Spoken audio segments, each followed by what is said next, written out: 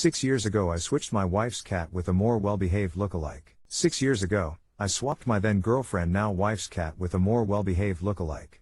She had an all-black cat that was extremely aggressive. It scratched everyone, hissed at everyone, and didn't use its litter box half the time. My wife insisted she could get it to behave better. One week she went out of town to visit her family and I was supposed to go to her apartment and feed it. The first night I went over, it scratched the shit out of my arm. I joked to the cat that it's not special and I'll replace it if it scratches again. The joke stuck with me until I had thought about it enough that it wasn't a joke. The next morning I went to the local animal shelter. Found an identical cat who was already litter box trained and acclimated to people, but was a little skittish. Its old owner died of a heart attack and the animal shelter people said they think that's why it was skittish.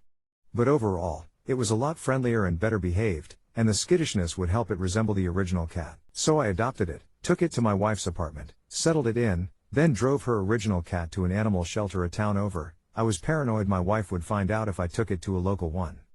It's been 6 years since then. We got married 4 years ago. We still have the swapped cat. It answers to the original cat's name. My wife knows nothing. She loves this cat and brags about how much better behaved it is. Every time I see it, I feel like a total piece of shit. Edit, for the people saying the other cat was likely euthanized by the shelter, I just double-checked and the shelter I dropped it off at was and still is a no-kill shelter.